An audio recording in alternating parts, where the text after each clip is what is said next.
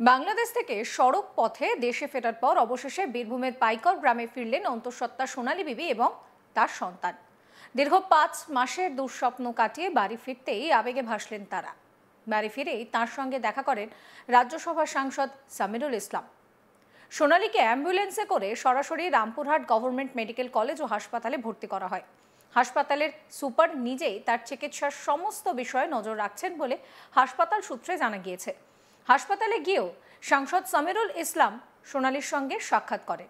এই আবেগঘন পরিস্থিতিতে হাসপাতালের বেডে শুয়ে সোনালীর অনুরোধ, আমার ছেলে বা মেয়ে, তার মেয়ের নাম মুখ্যমন্ত্রী মমতা ব্যানার্জির নামে ডাকবেন। তার এই বক্তব্য ইতিমধ্যেই চর্চার কেন্দ্রবিন্দুতে চলে এসেছে। কি বলছেন সোনালী, শোনাবো।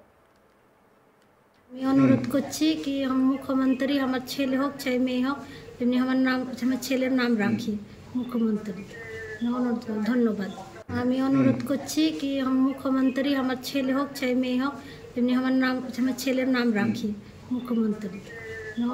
ধন্যবাদ। এদিকে হাসপাতালে পৌঁছে অ্যাম্বুলেন্সে বসে কি বলছেন সোনালী বিবি, শোনাবো। শরীর কি অবস্থা, শরীরের কি অবস্থা, এখন কি করবেন? আমি হাতটা সরাই। এখন কি করবেন আপনি? আপনি কি বাড়ি যাবেন, বাবা মার সঙ্গে দেখা করবেন, নাকি হাসপাতালে যাবেন? ভিতরে আমি ঢুকে গেছি। ঢুকলে তখন আবার ওইরকম কেন করছি তুমি?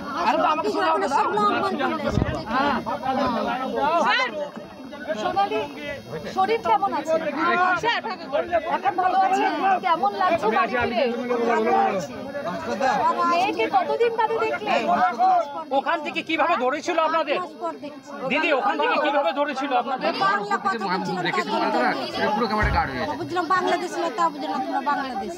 বাঙালি সন্দেহ পুলিশে ধরেছিল, দিল্লি পুলিশ, তারপর বাংলাদেশ নিয়ে যায়।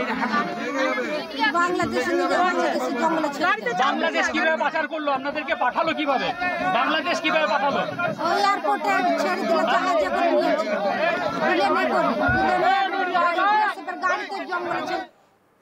এদিকে কলকাতার তৃণমূল ভবনে চন্দ্রিমা ভট্টাচার্য এবং শশী পাঁজা সাংবাদিক বৈঠকে সোনালী বিবির ঘটনাকে কেন্দ্র করে বিজেপি ও কেন্দ্রীয় সরকারকে তীব্র আক্রমণ করেন।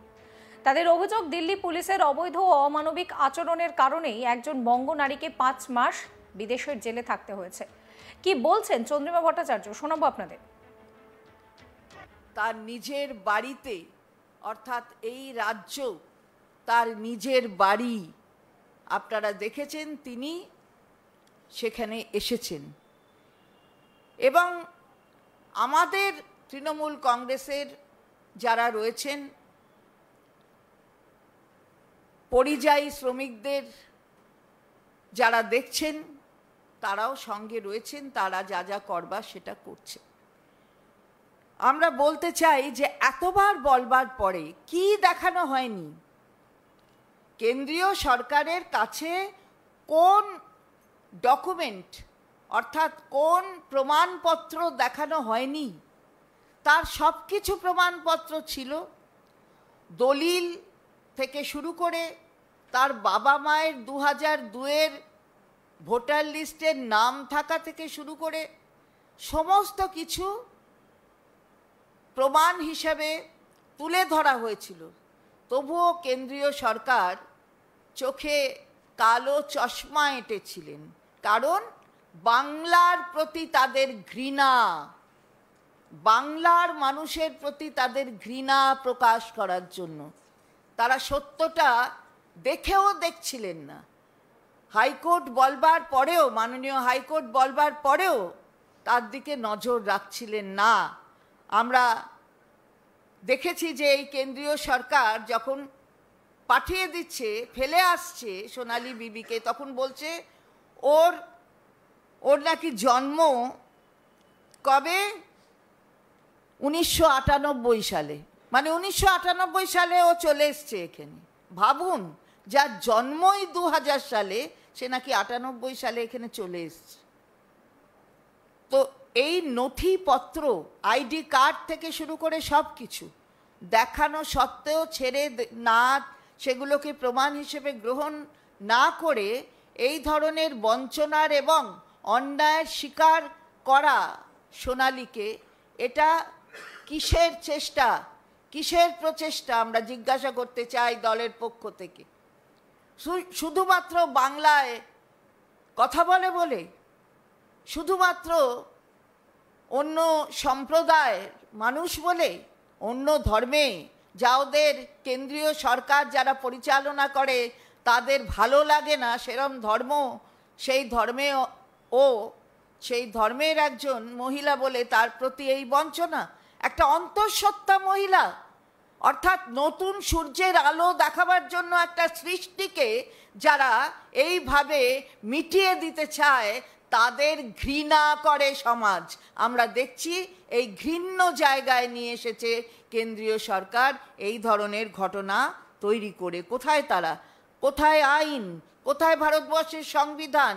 কি বলছে? আইনটাকে সম্পূর্ণত জলাঞ্জলি দেওয়ার এই ঘৃণ্য প্রচেষ্টাকে আমরা তীব্র ধিক্কার জানাই। এক কথায় সোনালী বিবি দেশে ফিরতেই তৃণমূল কংগ্রেস, বিজেপি, কেন্দ্রীয় সরকার এবং দিল্লি পুলিশের বিরুদ্ধে চরম আক্রমণাত্মক সুর চড়িয়েছে। এদিকে জনমনে প্রশ্ন উঠছে যে সত্যিই কি মমতা ব্যানার্জি সোনালীর আসন্ন সন্তানের নামকরণ করবেন? এই প্রশ্ন ঘিরে রাজনৈতিক মহলে আলোচনার ঝড় উঠেছে। প্রসঙ্গত, বাংলাদেশে পুশব্যাক হওয়া বীরভূমের পাইকরের বাসিন্দা সোনালী বিবি শনিবার 6 ডিসেম্বর দুপুর 2টোর সময় তার পাইকরের বাড়িতে পৌঁছান। শুক্রবার 5 ডিসেম্বর রাতে মালদার মোহিতপুর সীমান্ত দিয়ে সোনালী বিবি ও তার সন্তান ভারতে প্রবেশ করে। তবে সোনালীর স্বামী এবং সুইটি বিবির পরিবার এখনও বাংলাদেশে আটক রয়েছে। ঘটনার সূত্রপাত 23 জুন। দিল্লিতে অবস্থানকালে বাংলাদেশি সন্দেহে দিল্লি পুলিশের হাতে গ্রেফতার হন পাইকরের সোনালী বিবি সহ মোট 6 জন।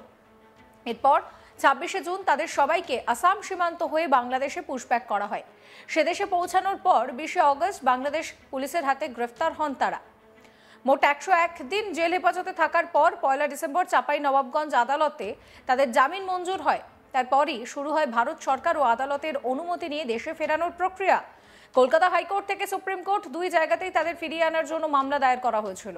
অবশেষে সরকারি প্রক্রিয়া পেরিয়ে দেশে ফিরলেন সোনালী এবং তার সন্তান। তবে এখনও স্বজনদের পুরোপুরি মিলন ঘটল না, কারণ দলের বাকিরা এখনও বাংলাদেশেই আটক রয়েছেন। সোনালী বিবি কি বলছেন শোনাবো।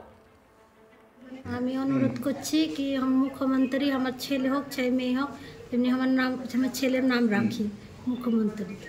অনুরোধ, ধন্যবাদ। আমি অনুরোধ করছি কি মুখ্যমন্ত্রী আমার ছেলে হোক চাই মেয়ে হোক, এমনি আমার ছেলের নাম রাখি মুখ্যমন্ত্রী। অনুরোধ, ধন্যবাদ। এই ভিডিও সম্পর্কে আপনাদের মতামত জানাবেন। সমস্ত খবরের আপডেটের জন্য চ্যানেলটিকে সাবস্ক্রাইব করতে ভুলবেন না।